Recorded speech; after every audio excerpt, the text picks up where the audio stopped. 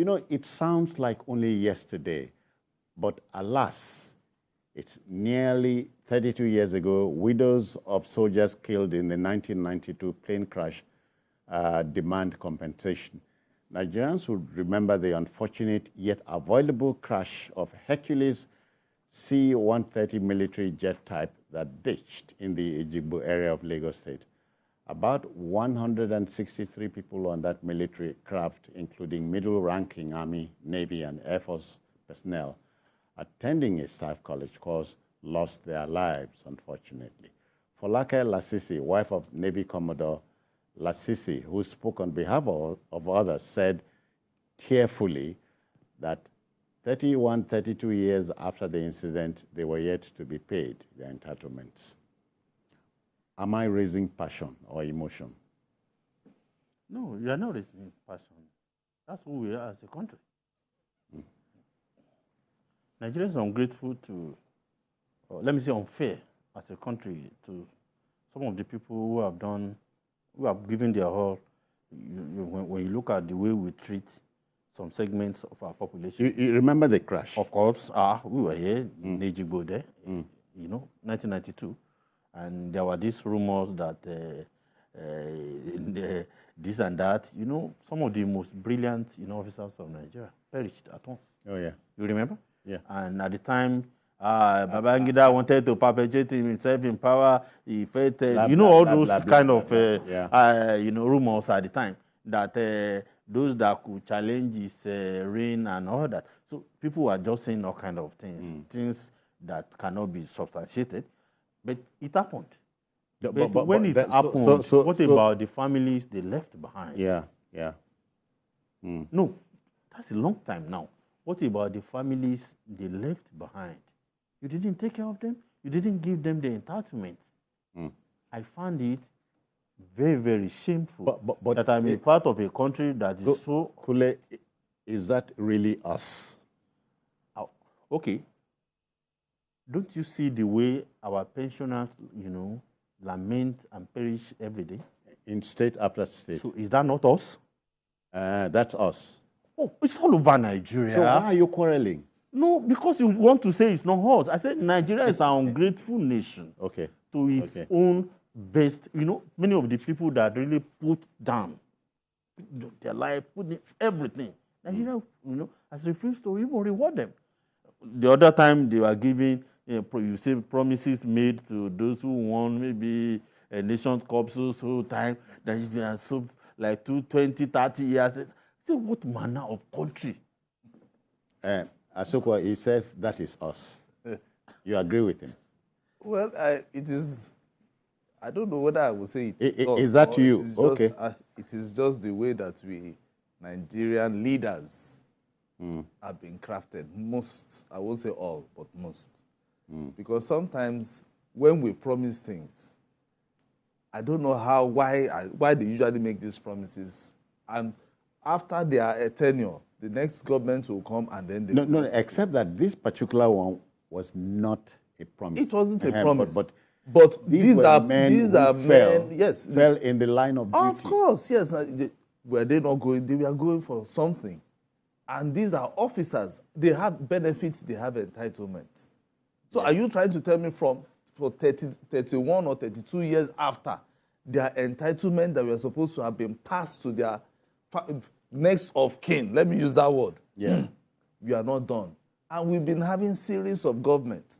And most of the government that we've had, we have soldiers who were once soldiers. You understand? They were once soldiers who fought in battle just like them, or who are soldiers just like them, and eventually they did not even remember to pay the entitlement to the widows. It's really, really sad. And every year, this same set of people or same set of presidents we've been having since then till now, from 1990, I don't want to even talk about Babangida and Abacha and co. Let's even assume that, okay, after those ones, we now have civilian governments. So are you saying from 1999 till date, okay, this one is even a new government, those who were once soldiers, and we are soldiers like them, did not remember that they are supposed to have been paid entitlement. See, but you know, the event predates former President Obasanjo, former President Goodluck Jonathan, former President Buhari. Yes. Buhari, who was Yaradua. Citizen. Sorry, please. I want to ask this question. I know that you are the anchor. What do we use January 15 emblem money for? Okay. Is it not to remember people like this? Okay. Or is it just only, what is it called? Is it just only Biafra war or whatever? Let me tell you. Don't go to court. That's what I'm saying. It is because of fallen heroes. No, let me say this. We need to talk about the military itself, because I'm getting to hear this for the first time. If somebody had raised it, I would say maybe... Yes, exactly. Yeah, it was a ruse. It wasn't brought into the public space. Yeah. And I'm not trying to excuse anybody. All these other presidents you are mentioning may not get to know, because I'm hearing this. I just get to know this in the news. So don't we have a process? The military itself, you are talking about the president. The military itself, doesn't it have its own budget, its own processes? You do this, you are out, you are sacked, you are retired, you are this. Or even the way they do. Or even the CDS. So whatever you want to say, something is wrong with our system. Yeah.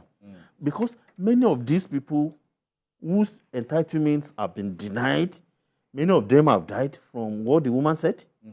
Many of their children have died. You know the frustration of losing the breadwinner. Yeah. You know the frustration, what it can bring to the family. And as a nation, we're not that bad. Or is it we don't have money to pay them? How many of them? 163. It's so sad. And you cannot compensate their family. Not giving anything out of magnanimity or generosity. Yeah. No, their entitlement, calculate it. Yes, and it's not their entitlement. Yeah. Asokwa, would that be sounding off key if I introduce a religious element here? We are a country brimming with religious fervor. Kunle, Asokwa is a pastor. So many of our leaders are religious men and women. And we're in this national shame. So the leaders of the military, the various ones that have come, and the ones that are we're saying the same thing. In Nigeria, what I see mostly is we love the outward, benefits of religion, religiosity. But when you look at us deeply, that's where it ends. Yeah. So when it's the real one, which is spirituality, you are not there. Yeah. So there's godliness. Do you have it? If you have it, most of the billions, you hear this one mismanaged, steal, and all that. Nigeria shouldn't be in this position if truly we serve God in Nigeria. Because most people, from president to ministers, because the president cannot be everywhere, from minister to people in the Senate, in the House of Reps, the governors, you rarely talk about them, even though they are the ones that should actually develop Nigeria. But you don't, then it's commissioners, you calm down.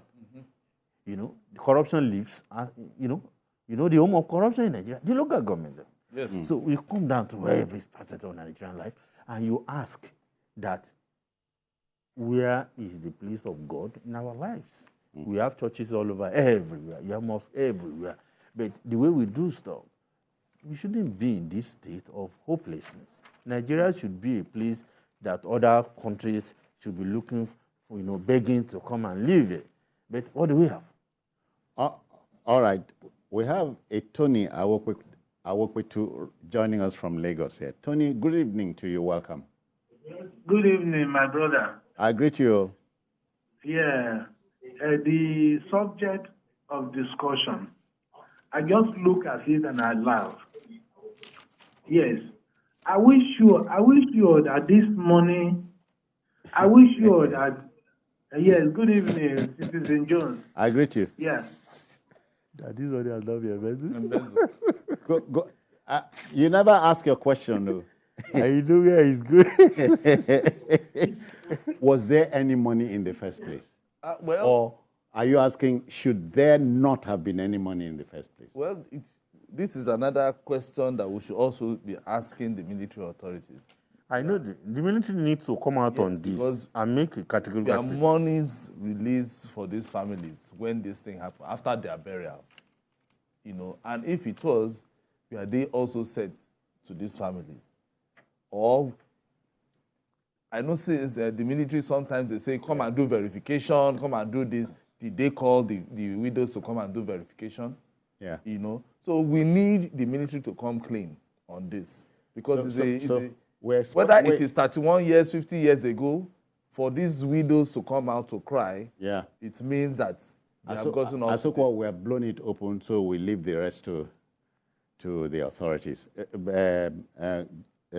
Lawal, Yusuf, before we go, you get the impression we don't have a sense of shame in this country. And I don't want to believe it. We don't have it. We don't have a sense of shame? Look at what happens at the national, state, and local levels. And beyond shame, there's one thing, love for fellow human being is dead in our country. Because if there is, why will you pile up billions that some other people who are in pain, hungry, poor? You can't make life and you are bearable in for abundance. them. Yeah. There is nobody, as bad as our country is, that can finish 1 billion naira in his lifetime, living just normal life. The moment you don't have cancer, you don't have such terminal aim, build a small house, buy a car, your children send to live normal life. Even without 1 billion naira, without working, it will bring in. All right. Whereas somebody will pack 100 billion. Our job here mainly is to provoke a debate, reach a consensus. The opinion, allow decision makers to do something with their opinion.